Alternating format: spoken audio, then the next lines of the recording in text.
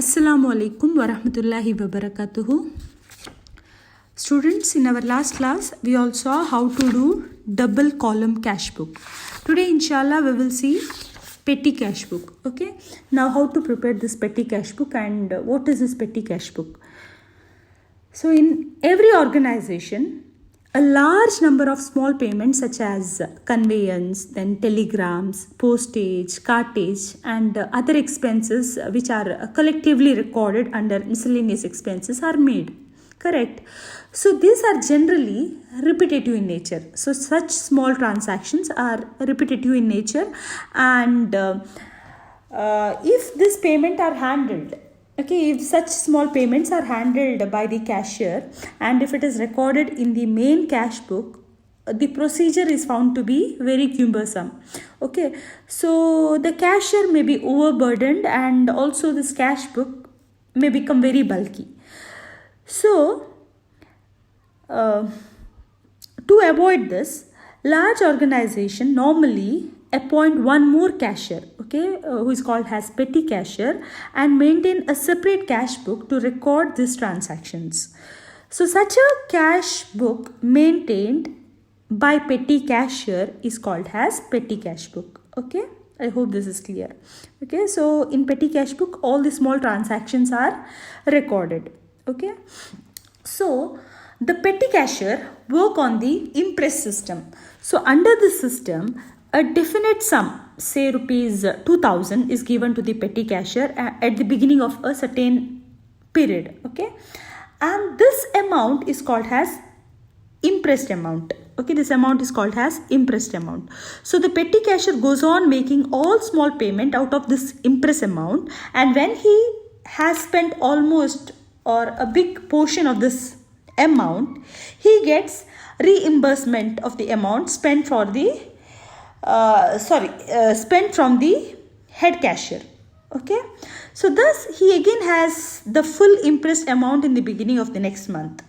Okay, so the impressed amount may be made on a weekly, fortnightly or monthly basis depending on the frequency of small payments. Okay, see, in certain cases the petty cash system is operated through the main cash book itself. Okay, in such instance the petty cash book is not maintained independently.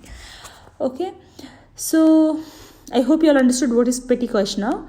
Okay, so this petty cash book generally has a number of column for the amount on the payment side. Okay, that is the credit side, beside the first other amount column. Okay, so I have told you this petty cash. Okay, just see here. So this is the format. Okay, you can see here this petty cash book. This is the format of petty cash book. See, this is there in your textbook, page number 110. Sorry, page number 112. Okay, so see here, this petty cash book has generally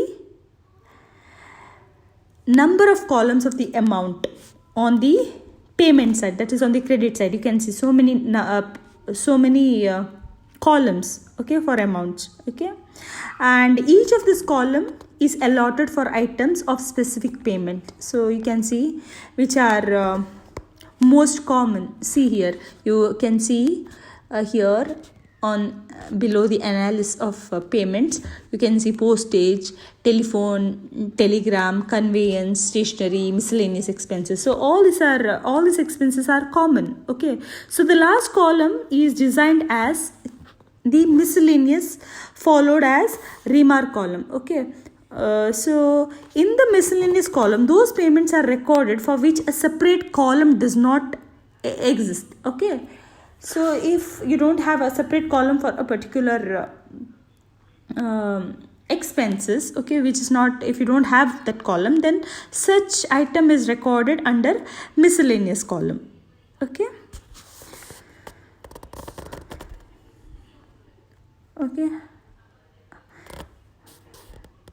So at the end of the period, all the amount column are totaled. So can you all see here, at the end of the period, maybe 1 month or 1 year or 1 month or week or 15 days. Okay, so at the end of that period, all the amount columns are totaled. Okay, and the total amount column 1 shows the total amount spent to be reimbursed on the receipt side. Okay, can you all see the receipt side? The first amount received. So this is the amount received by the head cashier, 2000 rupees.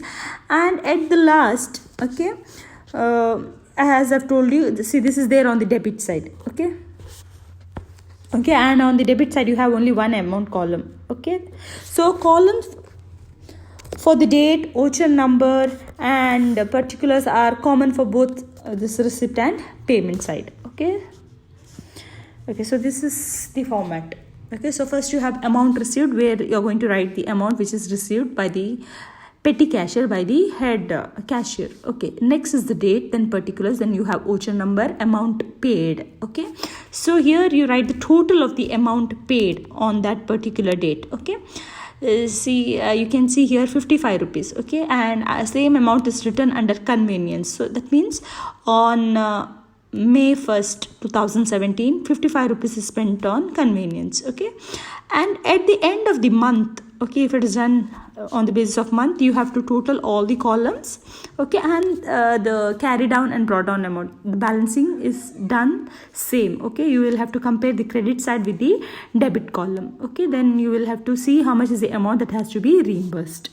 Okay, so what you have to do is, you have one sum in your textbook, page number 111. Okay, see here, so this is the this is once okay, I want you all to open page number 101. Okay, you can see here. So here in the textbook, page number 110, you can see, for example, Mr. Mohit, the petty cashier of MS Samaira Trader, received rupees 2000 on May 1st 2017 from the head cashier for the month, and details of the petty expenses are listed here. Okay, so here Mohit, the petty cashier, he is receiving the amount of rupees 2000. So when the amount is received, it is written on the debit side or under the amount column. Can you all see? And this is the format. I have told you, I have already explained you the format. On the top you will have to write books of the company's name. Okay, and then you can write below petty cash book. Okay, and then as I've told you, debit side you have to write amount received, under that the amount received by the cashier from the head cashier, then the date, particulars, voucher number, amount paid. Okay, and you will have to draw the column for each for all those expenses which is common, which is commonly incurred. Okay, and last is the miscellaneous. So here you will have to enter those expenses which for which the particular column is not maintained. Okay, so first thing in the question I've told you, this head cashier has given 2000 rupees, okay, to the petty cashier. So this amount will be written on the debit side as cash received. Okay, and the date is May 1st 2017 and the amount is 2000. You can see it on the debit side. Okay, and next I want you all to keep the textbook open because I want you all to see the question very clearly. See here, May 2nd, auto fare 55 rupees. So where does this auto fare come? 55 rupees. So it comes under conveyance. Okay, auto fare. Okay, this is traveling. This comes under conveyance. So what you have to do is, you just have to write under particulars. Under date you will have to write the date, and under particulars auto fare, and amount paid, under that you will have to write under amount paid you just have to write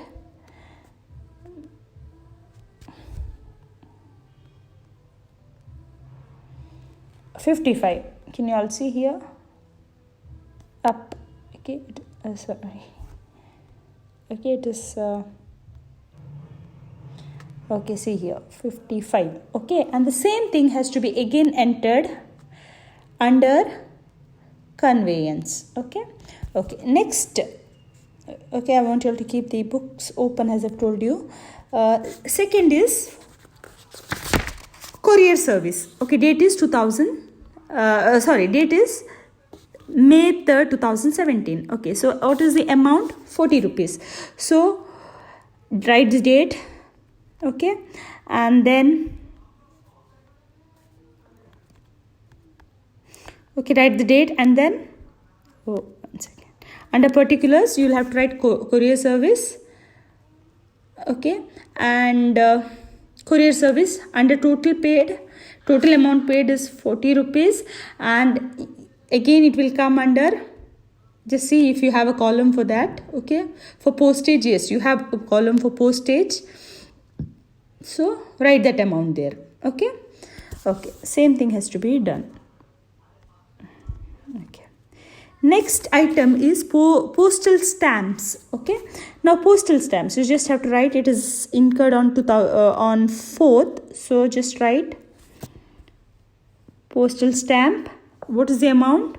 105, and under postage it comes. Okay, next is eraser, sharpener, pencil, pads. Okay, this comes under stationery. Okay, and it is on date 5th. Okay, so this one, eraser, sharpener, pencil. Okay, and the amount is 225, and it comes under stationery. So where is stationery? It is here. Okay, and next,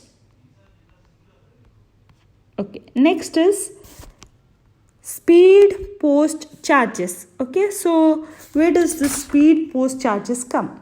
Okay, so it comes under, how much is the amount first? It is 195, so it comes under conveyance. Okay, speed post charges, speed post charges is 98, sorry, it comes under postage, not conveyance, it comes under postage. See here. Okay, speed post charges and amount is 98, and it comes under postage. Okay, next is refreshment. Okay, for refreshment you don't have any column, so it comes under miscellaneous. Okay, and the amount is, refreshment amount is, sorry, I have left taxi fare. Okay, now how much is the taxi fare? It is on 8th. Okay, taxi fare is 195, so it comes under conveyance. Okay, it comes under conveyance. Okay, and next is refreshment. Okay, this is the refreshment, and the amount is 85. Okay, amount is 85, so it comes under miscellaneous because you don't have any particular column for that, so it comes under miscellaneous. Okay, and next is telegram. Okay, so telegram, okay, see here, telegram is 34, and for telegram you have a separate column, so you can write the same amount there. Okay, next is cartage. See here, cartage, and amount is 25. Okay, don't forget to write the date, you will have to write the date. Okay, 25. So for cartage, where does this cartage come? It comes under miscellaneous because you don't have any particular column for that. Okay, so you just have to write under miscellaneous. And then computer stationery. Okay, so this comes under stationery. Okay, first you have to write under amount paid. Okay, this is same for everything, 165, and next it comes under stationery. Okay, next is cartage. Sorry, that is done. Bus fare. Okay, how much is the bus fare? It is 24 rupees, and it comes under all this bus fare, then auto fare, all this comes under conveyance. Okay, so just see here, see the bus fare amount is 24, and next it comes under conveyance. Okay, so this is how it has to be done. So at the end you have to total all the column. Okay, so first total the amount column. So when you total, you get 1487. Okay, and then total all the column individually. Okay, here postage you get 325, then telegram you get 121, next conveyance you get 349, stationery 390, and miscellaneous 302. Okay, and then what you have to do is, after totaling, you have to take the difference between the amount received and amount paid. Okay, you have to take the difference between the debit column and credit column. So when you total, obviously the amount received will be more than amount paid normally. Okay, so when you do that, the amount what is spent is 1487. So the difference amount is 513, okay, which will be entered as balance carried down on the credit side, because credit side the total is less, because your debit side amount is more. Okay, so on the credit side, above the total, okay, above the total, because when you have to balance, you have to total both the sides. So 2000 both the side, your balance amount is 2000, your total amount is 2000, and the difference amount what you got is 513, okay, and this is the carry down amount, and same amount will be written below the total, okay, as balance brought down, okay, under the amount received, okay, under the amount received below the total, okay, and the amount which has to be reimbursed, okay, which has to be received again, has to be entered again below the brought down as cash received, that is 1487. Okay, I hope this is clear. This is very easy. Okay, you don't have to pass any journal entry, nothing. Okay, you just have to enter it, okay, and total all the columns, and just take the difference between the debit and credit, and as usual, balance carried down and balance brought down. Okay, I hope this is clear. Okay, and there is one sum.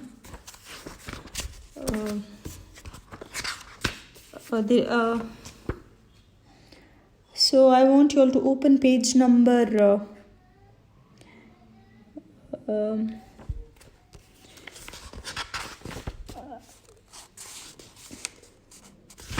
okay, I want you all to keep open page number